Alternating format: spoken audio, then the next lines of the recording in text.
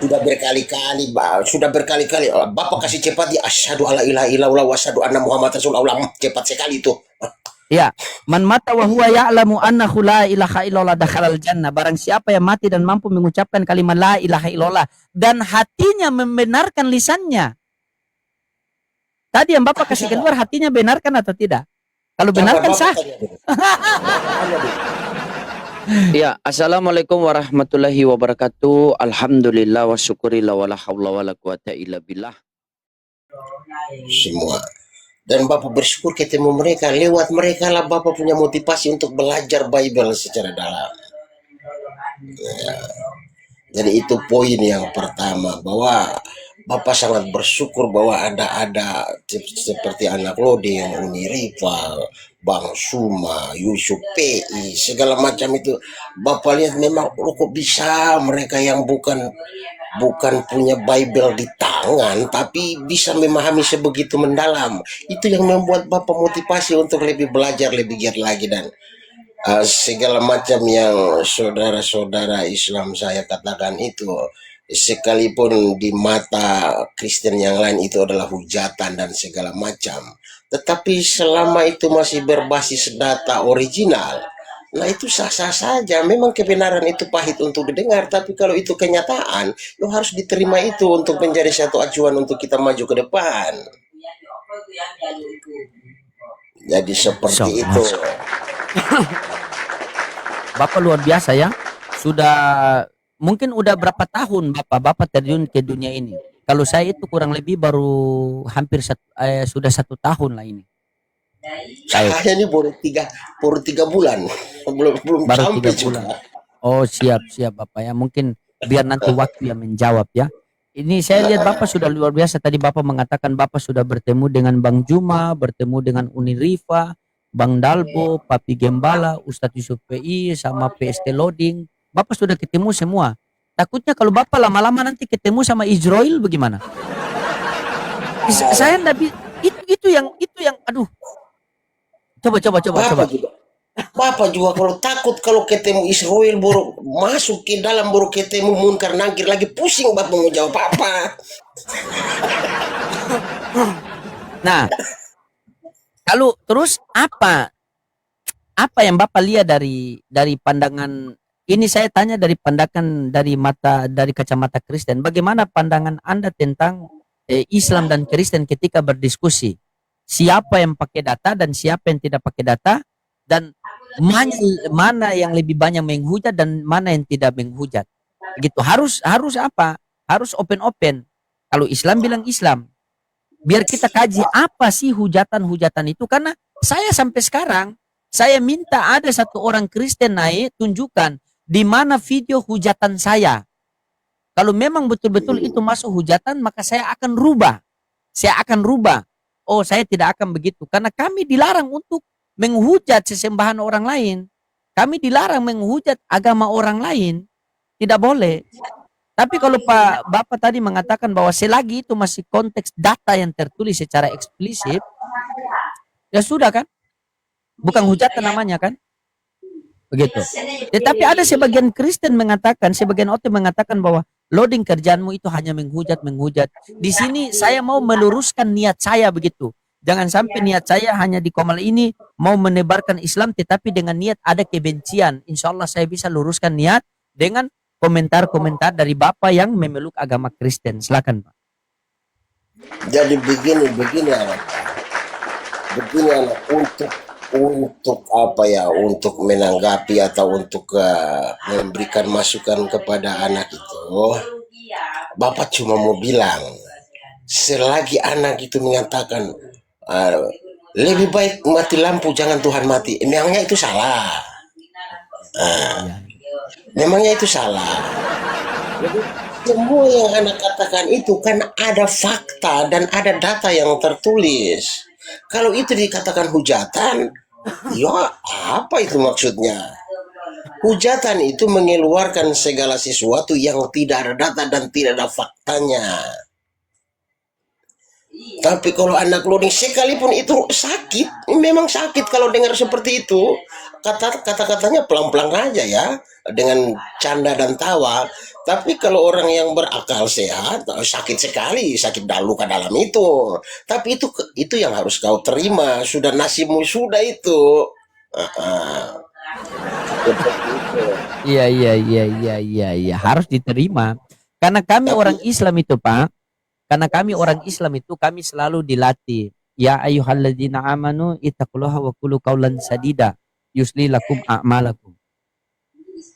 Wahai orang-orang beriman, bertakwalah kalian dengan sebaik-baiknya takwa dan berperkataan dengan perkataan yang benar. Karena mm, setiap kata-kata yang keluar dari kami orang Islam itu kami akan diminta pertanggungjawaban di dunia maupun di akhirat. Gitu. Sehingga ada ayat yang bunyi, "Famay ya'mal misqala dzar." Barang siapa yang membuat satu keburukan, maka dia akan mendapat balasannya di akhirat. Barang siapa yang membuat satu kebaikan, maka dia akan mendapat balasannya di akhirat. Karena kata Nabi, ad-dunya majratul akhirat. Dunia ini tempat menanam untuk akhirat. Kalau kita tanam kebaikan, kebaikan pula kita akan petik. Kalau kita tanam keburukan, keburukan pula yang akan kita petik. Ketika saya bernarasi, lebih baik kita ini mati lampu saja kita pusing bagaimana mati Tuhan. Nah, ada orang mengatakan Tuhan kami tidak pernah mati. 1 Korintus 11 nomor 26 yang tertulis Tuhan mati. Yang tertulis. Apakah boleh saya menafsirkan kitab orang? Kan tidak boleh. Itu hak Anda melakukan pembelaan. 1 sabar, Korintus sabar anak, 11. sabar anak. Sabar anak, ada taping di bawah, pakai kopi apa ulis. Oh, Jadi pakai kopiah. Bapak ganti lenso. Bapak ganti lenso kaboy dan kopiah saja. Ada yang bilang pakai kopiah. Ah, Masya Allah. Nah, di 1 Korintus 11 nomor 26 itu kan jelas itu. Setiap kamu memakan roti ini dan meminum cawan ini, maka kamu akan memberitakan kematian Tuhan. Yang tertulis kematian Tuhan, kami hanya membaca, berarti kami tahu yang mati Tuhan. Kan? Salah kami di mana? Oh, itu bukan pemahamannya, bukan seperti itu. Ya sudah, kamu kasih paham. Bukan kamu bilang saya menghujat, bukankah begitu kan?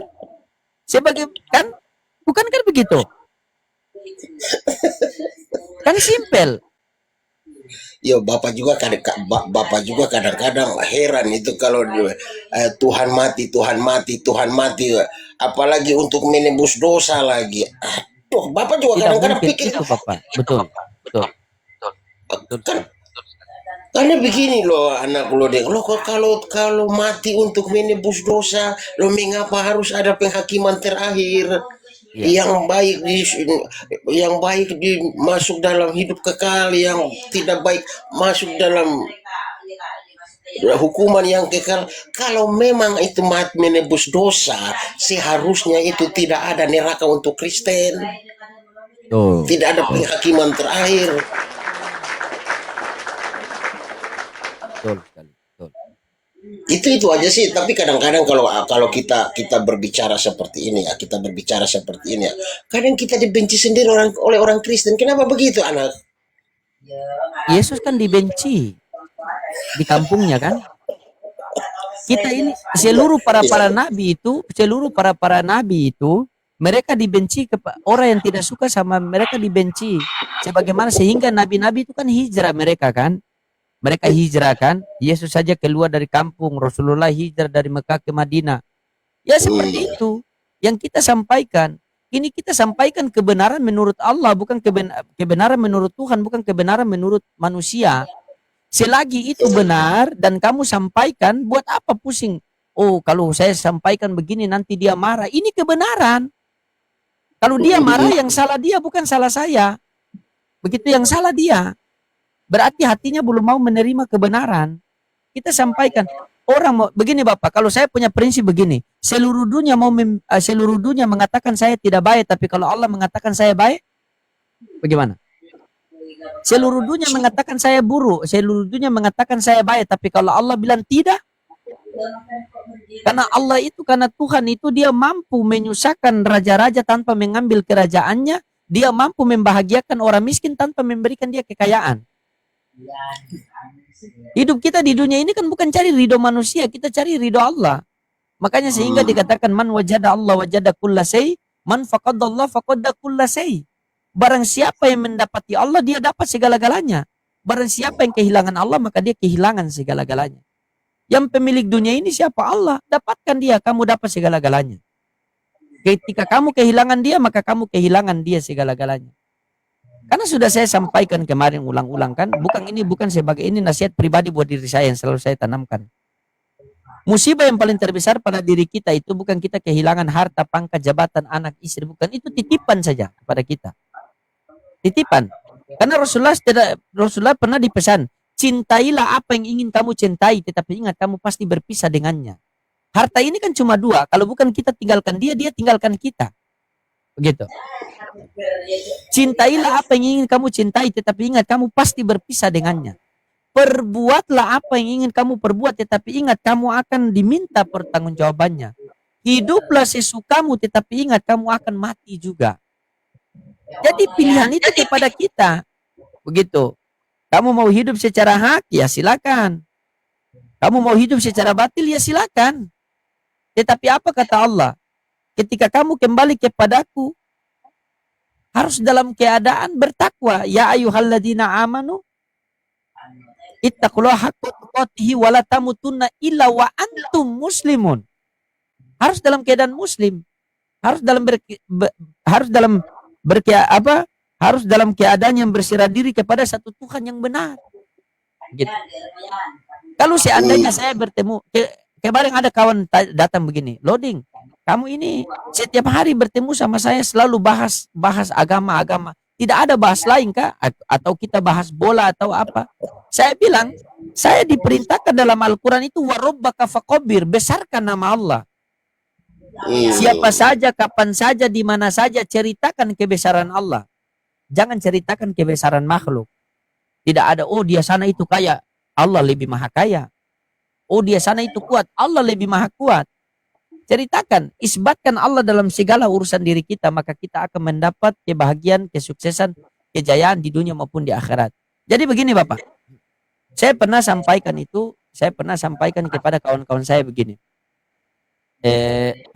Seluruh manusia di dunia ini, itu pengen bahagia, pengen mulia, pengen sukses, pengen jaya, pengen kaya. Seluruh manusia. Tidak ada manusia yang pengen susah, pengen miskin. Tidak ada manusia yang pengen sengsara, yang pengen tidak jaya. Tidak ada. Seluruh manusia pengen mulia, pengen bahagia, pengen sukses, pengen kaya. Tetapi hanya sedikit orang yang tahu di mana Tuhan letakkan kejayaan, kesuksesan, kebahagiaan itu. Hanya sedikit orang. Kalau kita tanya kepada petani, bagaimana kesuksesan? Maka apa jawab petani? Sukses itu apabila saya bertani sungguh-sungguh dan saya panen, tanaman saya itu panen, saya jual, bisa beli rumah, beli mobil, dan saya menikah, itulah saya sukses. Kalau kita tanya kepada pejabat, bagaimana kesuksesan? Maka pejabat mengatakan, sukses itu apabila saya bekerja sungguh-sungguh, jabatan saya naik, bisa beli rumah, beli mobil, itulah saya sukses. Namun yang kita ketahui, bagaimana? Coba anak bertanya kepada Bapak, apa yang Bapak inginkan itu. Kalau anak sudah tanya untuk pejabat-pejabat, coba tanya kepada Bapak. Bagaimana pandangan Bapak tentang kesuksesan itu? Kesuksesan, kejayaan di dunia maupun di akhirat. Bagaimana itu? Kesuksesan itu bagi Bapak itu kalau mati dapat hidup yang kekal atau masuk surga itu. Nah, itu poinnya di situ. Kesuksesan itu tidak ada sangkut paut dengan harta, pangkat, jabatan, tidak ada. Tidak ada. Kalau seandainya kesuksesan itu ada sangkut paut dengan harta, pangkat, jabatan, berarti itu Tuhan tidak maha adil. Kalaulah dengan mobil baru kita bisa bahagia, bagaimana dengan orang yang tidak punya mobil? Kalaulah dengan sawah baru kita bahagia, bagaimana dengan orang yang tidak punya sawah? Kalaulah dengan rumah baru kita bahagia, bagaimana dengan orang yang masih kontrak? Tetapi kejayaan, kesuksesan, kebahagiaan itu hanya ada dalam ketaatan kepada Tuhan yang sempurna. Itu. Barang siapa yang taat kepada Tuhan yang benar, maka dia akan sukses di dunia maupun di akhirat. Walaupun dia terlihat susah di dunia, Tetapi kita tidak tahu kebahagiaan itu bukan dari banyaknya harta. Banyak orang punya harta tapi ada yang mati minum racun, ada yang mati gantung diri. Padahal hartanya banyak. Tetapi ketenangan itu yang Tuhan berikan dalam hati itu. Walau hidup di kebun, apa adanya tetapi tenang sekali kan. Jauh dari debt collector, jauh dari koperasi, tenang sekali. Nah itu.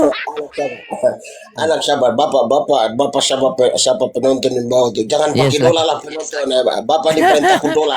Yang pertama, bapak tidak seperti Kingdom itu dipermainkan dola. Bapak tidak mau dipermainkan Tidak. dola.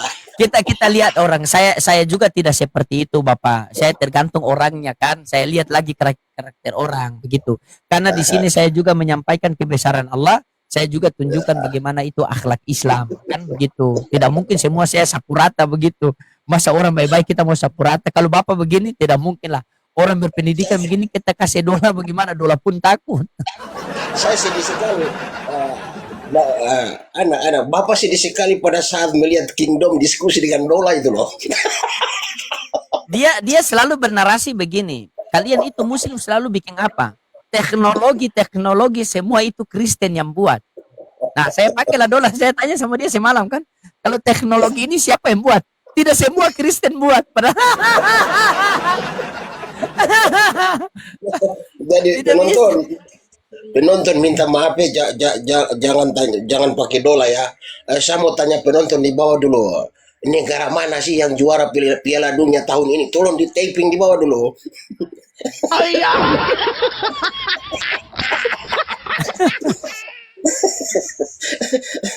Terus Hormat, bagaimana hormat. pandangan Bapak ke depan ini? Apa begini Bapak? Apa yang Bapak ketahui di dalam Islam semenjak Bapak terjun ke dalam dunia diskusi lintas agama, dan apa yang Bapak ketahui di dalam kekristenan? Apa yang Bapak ketahui? Itu pertanyaan-pertanyaan yang sangat berat sekali, sangat berat sekali. Tapi kalau Bapak begini, Bapak bisa jawab dia pakai ayat saja ya. Yohanes 5 ayat 28 29. Nah, di situ dikatakan begini anak. Janganlah kamu heran, sebab waktunya akan tiba bahwa semua orang di dalam kuburan akan mendengar suaranya, dan mereka yang telah berbuat baik akan keluar dan bangkit untuk hidup yang kekal. Tetapi mereka yang telah berbuat jahat akan bangkit untuk dihukum. Jadi dari ayat ini Bapak pikir ayat itu merujuk kepada semua manusia. Ya, Barang siapa yang telah berbuat baik, dia akan keluar bangkit untuk hidup yang kekal. Tetapi barang siapa yang berbuat jahat, ia akan bangkit untuk dihukum. Hanya sebatas itu Bapak hanya bisa memberikan jawaban menyangkut dengan pertanyaan anak tadi. Oke, bagus sekali. Saya kanter dengan Al-Quran Bapak ya. Di Yohanes 5 nomor 28 29 itu luar biasa. Janganlah kamu heran akan hal itu, sebab saatnya akan tiba bahwa semua orang yang di dalam kuburan akan mendengar suaranya, dan mereka yang telah berbuat baik akan keluar dan bangkit untuk hidup yang kekal. Mereka yang telah berbuat jahat akan bangkit untuk dihukum. Di dalam Al-Quran dikatakan seperti ini, Quran surah Fusilat ayat 33. Wa man asanu qawlan mimman da'a ilallah wa amila soleha wa qala innani minal muslimin. Tidak ada perkataan yang lebih baik daripada perkataan mengajak orang taat kepada Tuhan. Tidak ada perkataan yang lebih baik daripada perkataan mengajak orang taat kepada Allah. Sebagaimana dalam Lukas 4 nomor 8 Yesus mengatakan, sebab ada tertulis engkau harus menyembah Tuhan Allahmu dan hanya kepadanya lah saja engkau berbakti. Karena tugas-tugas mereka datang ke dunia itu, mereka tahu perkataan yang baik itu mengajak orang taat kepada Allah dengan cara mereka akan mengajarkan kepada kita, ini perintah-perintah Allah, jikalau kamu mau mendapat hidup yang kekal, mau dicintai Allah, ini perintah-perintahnya. Sebagaimana ketika orang kaya datang kepada Yesus, guru, perbuatan baik apa yang harus aku perbuat agar aku memperoleh hidup yang kekal? Yohanes 19 nomor 16, 17, 18. Maka Yesus mengatakan, kenapa kamu bertanya yang baik? Cuma satu yang baik. Tetapi jikalau kamu ingin masuk ke dalam hidup, turutilah segala perintah Allah. Turuti, jikalau kamu masuk ke dalam hidup, turutilah segala perintah Allah.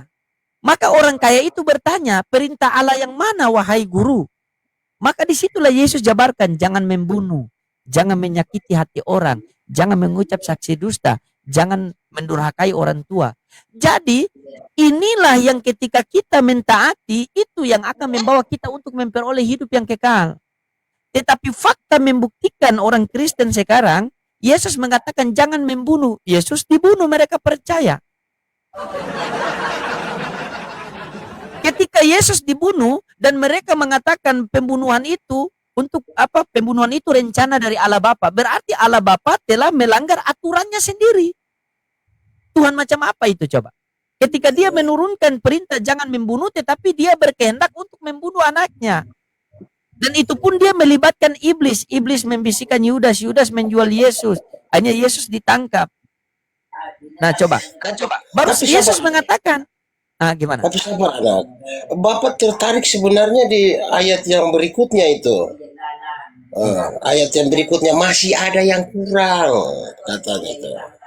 Jualah Juallah seluruh semua harta kan? kamu bagikan Juallah kepada orang semua. miskin dan ikutlah aku.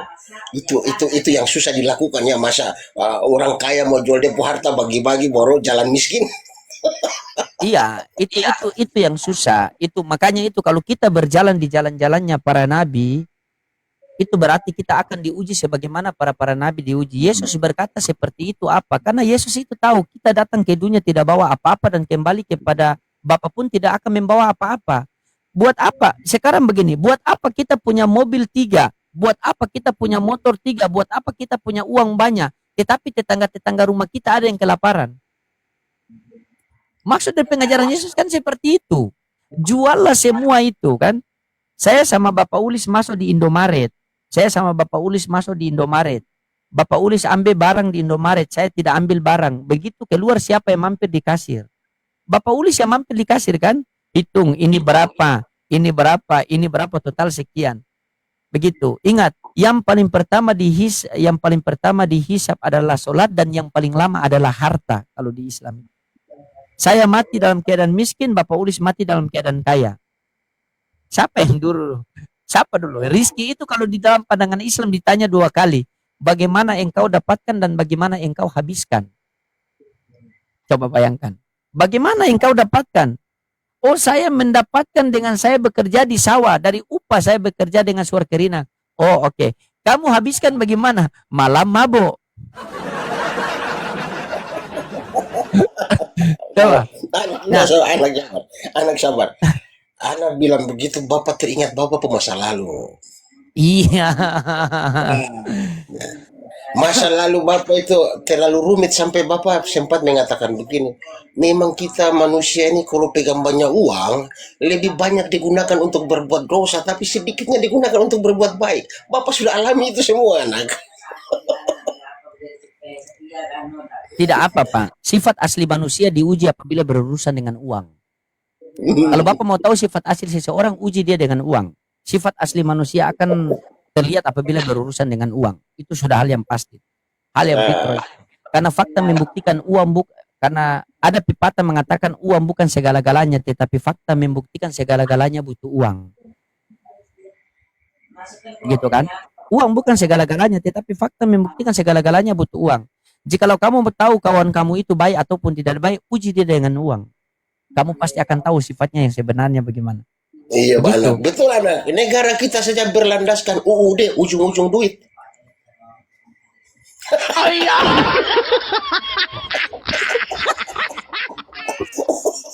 Jadi begitu Bapak. Nah, omong-omong tadi Bapak mengutip Yohanes 5:28-29. Janganlah kamu heran hal itu sebab saatnya akan tiba bahwa semua orang yang di dalam kuburan akan mendengar suaranya dan mereka yang telah berbuat baik dan keluar dan bangkit untuk hidup yang kekal.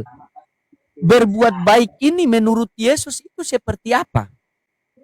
Saya mau tanya, menurut Yesus, bukan menurut bapak-bapak gereja, bukan menurut pendeta, bukan, menurut Yesus. Menurut Aku Yesus anak, berbuat baik ini dan akan keluar mendapatkan hidup yang kekal itu seperti apa? kalau kalau anak bertanya tentang itu, Bapak hanya bisa menjawab dengan Matius 25 ayat 31 sampai 46 ya. Di Matius situ 25, dikatakan silakan. 31 sampai 6. Di situ dikatakan begini, pada saat aku lapar, kamu memberi aku makan. Pada saat aku haus, kamu memberi aku minum. Pada saat aku telanjang, kamu memberi aku pakaian. Pada saat aku seorang asing, kamu memberi aku tumpangan. Pada saat aku di rumah sakit, kamu mengunjungi, melawat aku. Pada saat aku di penjara, kamu melawat aku. Jadi saya pikir poin-poin 6 poin itu kan ada tertulis di atas itu. Hai kamu orang-orang yang benar. Itu. Jadi orang-orang yang tadi itu dikatakan orang-orang yang benar. Marilah masuk ke dalam kerajaan yang telah disediakan Bapakku semenjak dunia ini dijadikan. Jadi orang-orang yang benar itu yang melakukan 4-6 poin yang tadi dikatakan itu dikategorikan orang-orang benar akan masuk ke dalam kerajaan Allah bersama para malaikatnya. Jadi untuk menjawab itu Bapak hanya pakai itu aja. Bapak tidak bisa bernarasi panjang-panjang. Bapak harus jawab berdasarkan data itu aja sih, Bang. Anak. Ya, Bapak mengutip ayat tadi itu kan itu perkataan perumpamaan Yesus kan? Itu maksud daripada Yesus itu ketika tetangga kita yang sakit, masa kita tidak jenguk, tetangga kita yang lapar, masa kita tidak jenguk begitu. Itu ada juga, wahai anak Adam, ketika aku merasa sakit, kenapa kalian tidak menjenguk aku? Ketika aku merasa lapar, kenapa kalian tidak? Nah, ada juga di Islam itu, tetapi ayat itu oten pakai, bilang, oh, olomu lapar, olomu lapar. Padahal itu perumpamaan. Itu pelajaran bagi kita manusia kalau kita betul-betul mau mencari ilmu, agar kita bertetangga ada saudara kita yang sakit, kita harus pergi jenguk. Kita lihat ada saudara kita yang lapar, kita berikan dia makanan. Itu kata-kata perumpamaan. Begitu. Itu berbuat baik. Itu yang Bapak lakukan tiap hari itu anak. Teman sakit Bapak pergi, ada yang pakai baju-baju yang tidak pakai Bapak kasihkan, bagikan. Itu yang Bapak dan istri lakukan setiap saat itu. Ah, itu aja sih Ya. kalau untuk menjawab pertanyaan Oke. serumit itu. Saya tanya sama Bapak dulu Bapak ya. Ini berbicara masalah hidup yang kekal ini. Hidup yang kekal itu kan berarti kerajaan sorga ya. Oke. Berarti di dalam kekristenan ini berbuat baik baru masuk surga begitu. Untuk itu ya anak begini loh, Bapak juga kadang-kadang merenungkan ini. Sebenarnya surga ini kita nikmati pada saat kita mati apa pada saat kita masih hidup ini, saya Bapak pusing ini pikirkan. Ya surga otomatis setelah kita mati lah Pak. Surga dunia itu karena tidak ada. Kata Nabi ketika kamu mau melihat, kalau kamu mau melihat kenikmatan dunia dan kenikmatan surga, perbandingan antara kenikmatan dunia dan kenikmatan surga, pergilah kamu ke lautan, cuculah telunjuk jarimu di air di tengah-tengah lautan itu dan angkat. Tetesan air yang jatuh di telunjukmu itulah kenikmatan dunia, sementara lautan itulah kenikmatan akhirat. Orang yang berakal dia tinggalkan sedikit kenikmatan dunia, maka dia mengejar yang akhirat. Makanya lihat nabi-nabi mereka punya hidup itu kan. Tidak seperti kita. Begini anak ini Bapak punya analisa ya, analisa. Untuk masuk surga, tubuh ini membutuhkan penglihatan untuk melihat keindahan. Ya kan? Apa ini? Hati ini membutuhkan keinginan, ya kan? Pokoknya tubuh ini membutuhkan rasa. Bagaimana bisa kita bisa merasakan kenikmatan surga kalau jiwa ini sudah terpisah dengan tubuh? Karena untuk merasakan segala sesuatu indahnya, nikmatnya itu kan membutuhkan tubuh. Tubuh sudah di dalam tanah nih loh. Tubuh dalam tanah. Jiwa sendiri.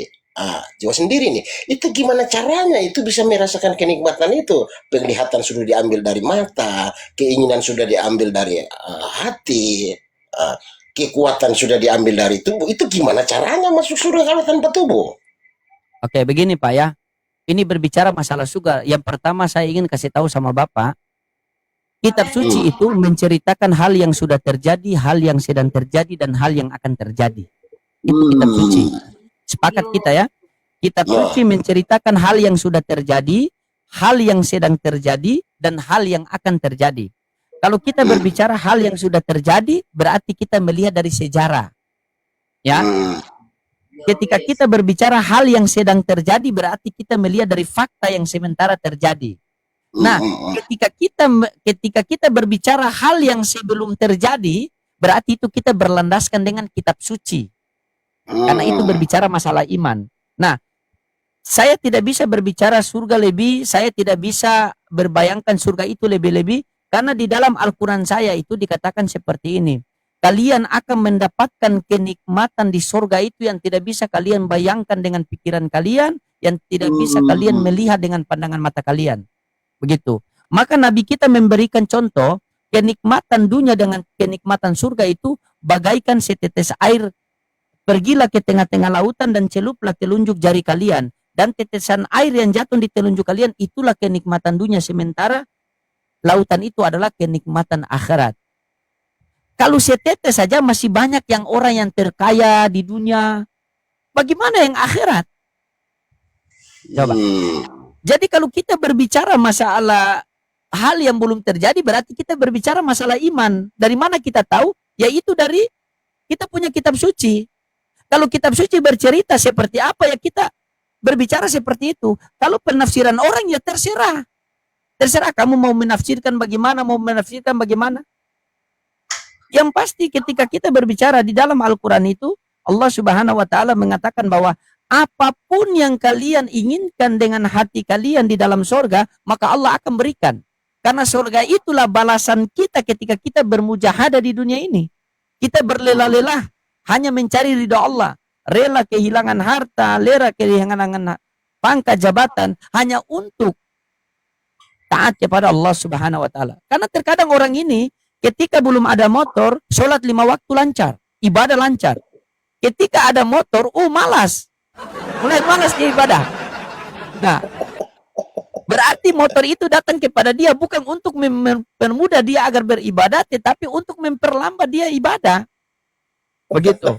Sehingga Allah mengatakan, fabi ai ala irabbikuma tukadziban, nikmat aku manakah yang kau dustakan? Sekarang Pak Ulis kasih kamu motor, kamu bahagia. Sehingga Pak Ulis bilang, oh sudah kamu kerja dulu, nanti baru gampang itu sholat. Akhirnya kamu tidak sholat karena bantu Pak Ulis kerja. Tapi coba kalau saya cabut nikmat kaki sama nikmat tangan kepada kamu. Walaupun motor 10 kamu bisa bawa. Kan tidak bisa. Begitu. Jadi kalau kita berbicara masalah surga seperti Bapak punya pemikiran tadi bahwa, oh bagaimana itu tubuh terpisah dengan roh atau begini, wallahu alam bisawab. Yang pasti di dalam Al-Quran kami itu menjelaskan bahwa apa yang diinginkan oleh hati kita di surga itu, maka Allah akan berikan. Dan Allah cabut yang buruk-buruk dari kita, karena di surga itu baik saja. Begitu. Nah, kurang lebih seperti itu Bapak Ulis. Nah, kita kembali ke poin tadi, Bapak. Menurut Yesus perbuatan baik itu, agar kita masuk ke dalam hidup yang kekal itu, seperti apa? Tadi Bapak mengatakan bahwa membantu orang, membantu ini. Sehingga saya bertanya sama Bapak tadi, berarti di Kristen ini butuh juga perbuatan baik agar masuk surga? Kalau iman tanpa perbuatan itu mati. Perkataan tanpa perbuatan itu berbohong. Terus bagaimana tanggapan Bapak dengan penebusan dosa di kayu salib? Apa Bapak mengimani itu atau tidak sebagai kekristen?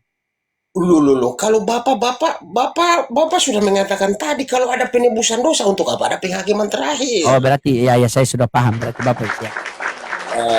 Lagi pula begini, konteks di dalam Matius 26 ayat 28 itu kan Yesus mengatakan begini, sebab inilah darahku, darah perjanjian yang ditumpahkan bagi banyak orang untuk pengampunan dosa, bukan untuk penebusan dosa. Iya, betul sekali. Nah, jadi Bapak, kalau di dalam Islam itu kita masuk surga itu bukan karena amal baik. Kita masuk surga itu karena ridhonya Allah Subhanahu wa Ta'ala. Tetapi untuk mendapatkan ridho Allah Subhanahu wa Ta'ala, maka kita butuh amal baik. Hmm. Untuk mendapatkan amal baik, maka kita butuh perbuatan baik. Untuk mendapatkan perbuatan baik, maka kita butuh perkataan yang baik. Perkataan yang baik otomatis perkataan yang benar. Dan di dalam Al-Quran dijelaskan tidak ada perkataan yang lebih baik, tidak ada perkataan yang lebih benar daripada perkataan mengajak orang taat kepada Tuhan yang benar. Gitu. Jadi, kalau kita masuk surga karena amal baik, karena perbuatan baik, Bapak ini Kristen yang baik loh, pasti Bapak masuk surga dong. Gak adil loh Tuhan. Kan? Pasti Bapak masuk surga loh. Karena Bapak juga berbuat baik. Tetapi kita masuk surga ini karena ridhonya Allah Subhanahu wa Ta'ala. Untuk mendapat ridho Allah Subhanahu wa Ta'ala, maka kita butuh amal baik. Untuk mendapatkan amal baik, maka kita butuh perbuatan baik. Untuk mendapatkan perbuatan baik, kita butuh perkataan yang baik. Dan sebaik-baiknya perkataan itu adalah mengajak orang taat kepada Allah. Itu. Jadi siapapun dia ketika dia mengajak, kalau Anda sholat, ya itu pahala buat Anda sendiri. Tetapi jika Anda mengajak orang taat kepada Allah, wih, berapa banyak orang yang akan mendapat hidayah itu asbab perjuangan kita itu. Coba. Sabar dulu Pak, anak-anak. Ada yang typing di bawah Tuhan yang benar dulu. Aduh, ini aku mau jawab gimana ya, Tuhan yang benar itu gimana ya? Bagaimana caranya mengetahui seseorang itu menyembah Tuhan yang benar itu sebenarnya? Penonton, aku nanya dulu tuh. Ada yang typing di bawah harus Tuhan yang benar dulu. Aku pusing ini. Bagaimana caranya itu Ya, mengenal ya, seseorang itu, ciri-cirinya itu orang itu menyembah Tuhan yang benar itu gimana caranya sih? Ya, begini Pak. Beda, ya Pak, begini. Ketika Allah Subhanahu wa Ta'ala menciptakan malaikat, Allah tidak memberikan syahwat kepada dia. Makanya malaikat itu selalu bertakwa dan beriman kepada Allah, selalu bertasbih kepada Allah karena tidak punya syahwat. Allah Subhanahu wa Ta'ala menciptakan binatang, hewan, itu Allah memberikan otak tapi Allah tidak memberikan akal. Makanya binatang itu walaupun jalan di jalan tanpa pakaian pun dia tidak malu karena tidak ada akal. Manusia punya tiga-tiga. Manusia punya akal, manusia punya otak, manusia punya syahwat. Dan ketika manusia itu dia bertakwa kepada Tuhan yang benar, maka derajatnya itu lebih tinggi daripada malaikat. Karena dia mampu menahan hawa nafsunya. Kenapa malaikat bertakwa kepada Allah? Karena malaikat tidak punya nafsu. Jikalau manusia ini berbondong-bondong, fastabiqul khairat, berlomba-lomba dalam kebaikan, taat kepada Allah, maka derajatnya lebih tinggi daripada malaikat karena dia mampu menahan nafsunya. Tetapi jikalau manusia ini tidak taat kepada Allah, maka derajatnya itu lebih rendah daripada binatang karena dia punya akal berpikir. Senjata, karena yang paling tertinggi senjata pada diri kita itu adalah akal. Bapak mengklaim agama Bapak itu benar karena Bapak Kristen. Saya mengklaim agama saya benar. Namun karena saya Islam. Sangat wajar ketika saya mengatakan agama Bapak itu salah karena saya Islam. Namun ingat, Tuhan memberikan kita akal. Masuk akal tidak? Ada Tuhan yang lahir ke dunia jadi bayi. Ini akal yang main. Ini. Masuk akal tidak? Oke. Nah, itu tidak masuk akal. Saya tidak mengimani Yesus sebagai Tuhan, tetapi saya mengimani dia sebagai Sang Mesias, Juru Selamat. Baik. Masuk akal tidak ketika ayat di dalam Bible mengatakan bahwa Yesus itu Juru Selamat bagi Bani Israel, sementara kita bukan orang Israel. Masuk akal tidak itu? Masuk akal atau tidak itu? Kisah Para Rasul 13 nomor 23. Seperti yang dijanjikannya, Elohim akan membangkitkan seorang juru selamat bagi Bani Israel. Wahyu 3 nomor 9 mengatakan ada satu jemaat yang bukan dari Yahudi, melainkan mereka mengatakan dari Yahudi, maka inilah jemaat iblis. Dalam Yohanes 17 nomor 9 Yesus mengatakan, aku berdoa untuk mereka bukan untuk dunia. Nah, di dalam Bible Yesus juga mengatakan, aku diutus hanya untuk Bani Israel. Datanglah perempuan di luar Israel meminta tolong untuk menyembuhkan anaknya. Maka apa kata Yesus? Tidaklah patut mengambil roti dari anak dan membuang, berikan kepada anjing. Maka orang itu mengatakan biarlah anjing ini memakan remang-remangnya itu. Apakah Enggak, kurang enggak, jelas itu? enggak. Wah, tidak begitu. Oh, Tuan gimana? anjing, tuan anjing juga makan remang-remang dari Iya, meja yang jatuh. iya. Pertanyaannya siap ndak dipanggil ku? Kan ndak enak juga kita terasa. Nah Oke, itu. oke, Ana. Kalau kami orang Oke, Islam, Ana. ya Ya, sedikit lagi. Begini Pak. Kalau kami orang Islam, rukun iman kami ada 6. Beriman kepada Allah, beriman kepada malaikat Allah, beriman kepada kitab Allah, beriman kepada nabi dan rasul Allah, beriman kepada takdir baik. Iman itu meyakini sesuatu yang tidak terlihat. Sepakat kita? Meyakini sesuatu yang tidak terlihat.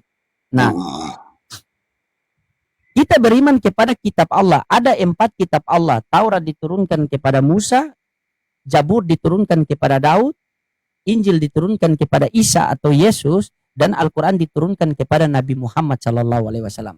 Jadi kami beriman kepada nabi-nabi terdahulu, maka tidak akan sempurna iman saya sebagai orang Islam apabila tidak mengimani, tidak meyakini, tidak percaya Yesus pernah diutus di tengah-tengah Bani Israel dan memberitakan Injil.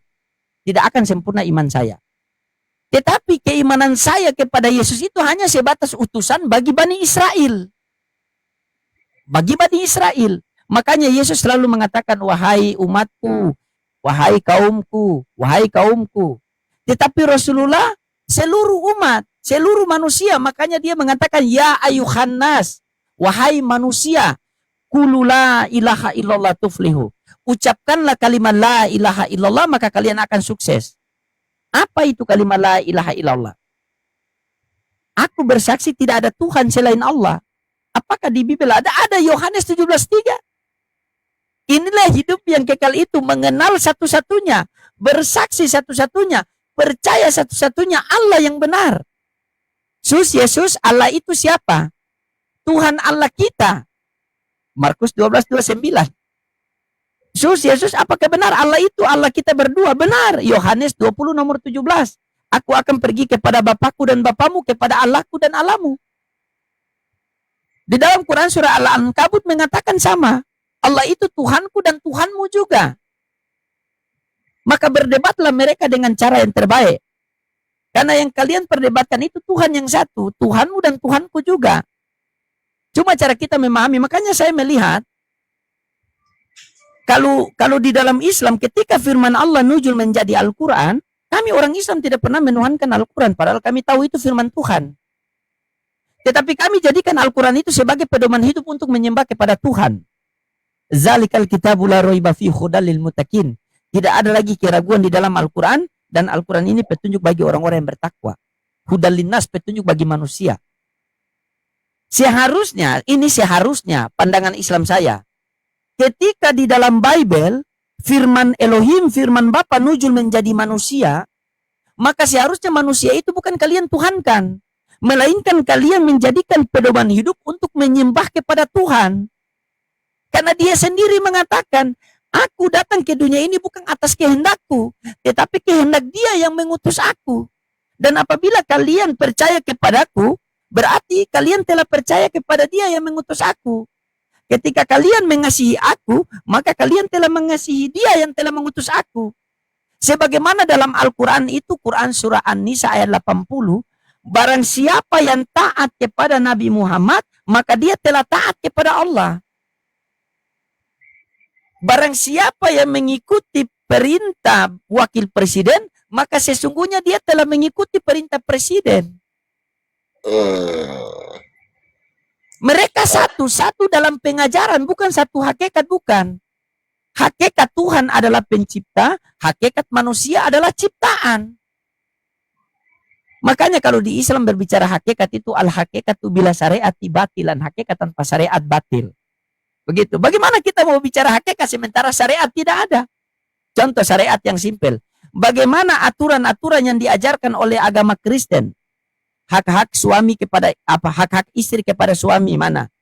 Ini dalam hukum rumah tangga, dalam bab rumah tangga saja. Bagaimana diatur di dalam Bibel secara mahar? Bagaimana diatur dalam Bibel perempuan harus berdandan seperti apa di hadapan suami? Bagaimana perempuan menjaga auratnya di pandangan laki-laki lain. Makanya itu Yesus mengatakan masih banyak yang ingin kusampaikan tetapi waktuku sudah tidak sempat lagi. Tetapi ketika roh penolong itu dia datang, maka dia akan menjelaskan semuanya itu. Allahu Akbar. Makanya kami orang Islam itu diatur dari hal yang kecil sampai hal yang besar. Masuk kamar mandi ada adabnya. Jadi kami orang Islam lebih dahulukan adab daripada ilmu. Kalau ilmu hanya berilmu, iblis pun berilmu.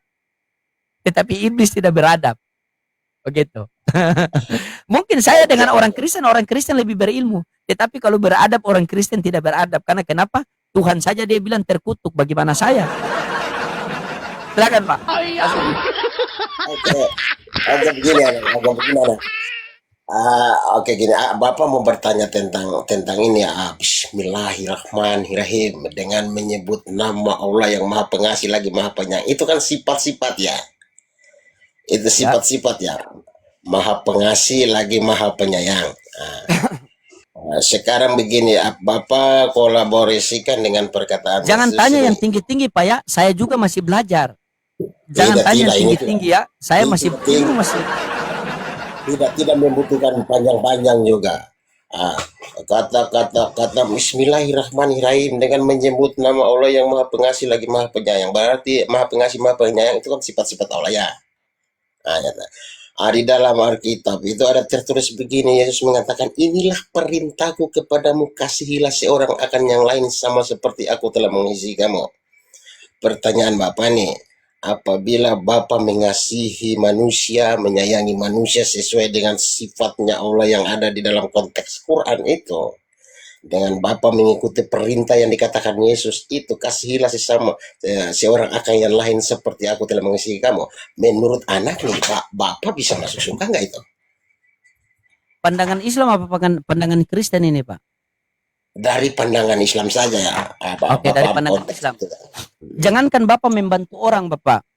Bapak ini orang yang paling terkaya di Bapak orang Kristen dan Bapak orang yang paling terkaya di dunia. Bapak mau bangun 1000 masjid, tetapi ketika Bapak mati dalam keadaan kafir, neraka tempatnya, neraka jahanam. Ada seseorang datang di satu sekolah, ada seseorang datang di satu kampus. Dia tidak mendaftar, dia langsung ikut belajar. Walaupun dia yang paling terpintar di kampus itu, ketika ujian dia lolos ujian atau tidak? Dia terima ijazah atau tidak? Tidak terima. Kenapa dia tidak terima? Karena dia tidak mendaftar. Kan? Kalau Bapak mau selamat bisa mendaftar. Asyhadu. Karena kuncinya di situ. Sudah berkali-kali, Bapak kasih cepat ya, asyhadu alla ilaha illallah wa asyhadu anna Muhammad Rasulullah. Cepat sekali itu. Ya, man mata wa huwa ya'lamu annahu la ilaha illallah dakhalal jannah. Barang siapa yang mati dan mampu mengucapkan kalimat la ilaha illallah dan hatinya membenarkan lisannya. Tadi yang Bapak kasih keluar hatinya benarkan atau tidak? Kalau benarkan sah. Bapak tanya dulu. Iya. Itu Bapak mendengar ada seorang ustadz muda dia berkhutbah begini di medsos ya. Pada saat Adam kawin dengan Hawa, mas kawinnya yaitu kata la ilaha illallah. Itu benarkah itu, Bang? Oh, kalau itu saya belum. Itu nanti tanya kepada ustadz itu. Saya tidak apa itu. Yang saya tahu itu, saya punya ilmu belum sampai di situ. Mungkin ada nanti tanya sama Ustadz Tahta. Kan Bapak sudah diberikan gelar sama Ustadz Tahta kan? Apa? Iya, bertanya sampai mati itu kan? BSM. Kalau masalah bilang apa ketika Nabi Adam alaihissalam menikah dengan Siti Hawa begitu, itu saya belum tahu kalau maharnya itu bagaimana, saya belum tahu karena memang saya belum tahu, saya tidak bisa menjelaskan. Bapak dengar ceramah itu toh. Terus dibilang maharnya itu la ilaha illallah. Jadi Bapak bertanya apakah itu pernyataan yang disampaikan di medsos itu benar atau gimana? Oh, kalau itu saya tidak, karena saya punya keilmuan belum sampai ke situ. Mohon maaf saya belum bisa menjelaskan bagaimana. Semoga ini bisa menjadi satu satu ilmu baru buat saya. Tetapi yang saya bertanya sama Bapak, walaupun Bapak seandainya betul Nabi Muhammad itu, betul Nabi Adam itu nikah dengan Siti Hawa, bahwa dengan maharnya itu adalah kalimat la ilaha illallah, betul atau tidak betul itu? Kalau Bapak sudah dapat jawabannya, apakah jawabannya itu bisa menjadi Bapak bisa taat kepada Tuhan yang benar atau tidak? Karena guru saya pesan begini, jikalau ada pertanyaan yang tidak mendapatkan ilmu, buat apa kamu menjawab? Kalau seandainya jawaban ini bisa Bapak itu merubah Bapak punya ketaatan kepada Tuhannya Yesus, Tuhan yang benar, itu tidak masalah. Coba. Sekarang kalau ada ustadz, misalnya ada ustadz yang dia menjelaskan bahwa oh iya betul, Nabi Adam dengan Siti Hawa menikah dengan mahar kalimat la ilaha illallah. Jawabannya betul. Apakah bisa merubah hati Anda untuk menerima kebenaran Islam atau tidak? Jadi maksud saya, marilah kita hadirkan diskusi ini ketika kita bertanya itu mendapat satu keilmuan baru buat kita, atau kita mendapat, karena kalau menurut saya hal-hal seperti itu tidak bagaimana ya, tidak mendapat ilmu yang baru begitu, tidak mendapat ilmu yang baru itu. Nah contohnya yang simpel begini tadi Bapak ya, saya selalu menekankan yang Bapak mengatakan tadi itu, Bapak mengikuti perintah Yesus berbuat baik. Dari secara pandangan Islam, ketika Bapak mati dalam, jangankan berbuat baik kepada keluarga Bapak, seluruh manusia Bapak buat baik. Ketika Bapak mati dalam keadaan kafir, neraka jahanam, karena dosa yang tidak diampuni oleh Allah, yaitu dosa menduakan Tuhan. Apalagi Bapak ini meninggalkan masalahnya. Coba. Sebenarnya yang seharusnya Bapak kaji itu, Bapak pelajari sampai sekarang itu, apakah benar pengajaran Yesus, pengajaran Musa, pengajaran Nabi Muhammad sama apa tidak? Kalau pengajaran mereka sama, berarti Tuhan mereka satu. Terus kenapa Islam jadi pengikut Nabi Muhammad, saya masih jadi pengikut Yesus? Kita kaji. Apakah Yesus pernah mengatakan, oh akan datang Nabi Muhammad, akan datang begini, akan datang begini? Nah itu yang kita kaji, biar kita dapat poinnya. Begitu Bapak. Jadi gini anak. Bapak itu suka berpikir keras ya, mendengar anak kalau mendengar apologet Islamnya. Bapak suka berpikir keras, kok kayaknya ini benar. Tetapi apabila Bapak bertanya kepada hati Bapak sendiri, kok kayak ada tolak menolak begitu. Itu kenapa seperti itu? Tolak menolak seperti apa Pak? Maksudnya gini, segala sesuatu itu Bapak pikir, oh ini yang masuk akal, tetapi bisikan di dalam hati itu kayak tidak mau terima itu. Kenapa seperti itu ya? Contohnya seperti apa itu? Coba bisikan dalam hati tidak mau terima, contohnya seperti apa itu Pak? Maksudnya dikatakan Islam itu benar, Islam itu begini, tapi kayak masuk nih di akal nih, masuk di akal, tapi kayak dengan hati itu tidak menyatu. Itu kenapa ya? Bapak masih ke gereja atau tidak?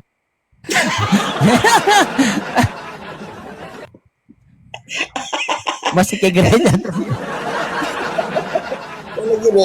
Ini artinya kan ya Bapak ini kalau Alam Pastor Dola. Pastor dulu open cam dulu di tempat saya ini, sebelum bernapas itu buka kamera dulu. Jadi 1 jam tidak buka kamera, 1 jam tidak boleh bernapas. Silakan patuhilah. Harus menggenapi, jangan membatalkan ya. Silakan. Ya. Dia bergelar. Yesus dalam kemanusiaannya hakikatnya manusia bukan? Ya dia manusia 100%. Dia manusia, oke. Bapak yang berkata inilah anakku yang kukasihi, kepadanya aku berkenan. Hakikatnya Allah bukan? Ya Allah, Tuhan. Allah, oke. Ada berapa hakikat itu Pak Kindom?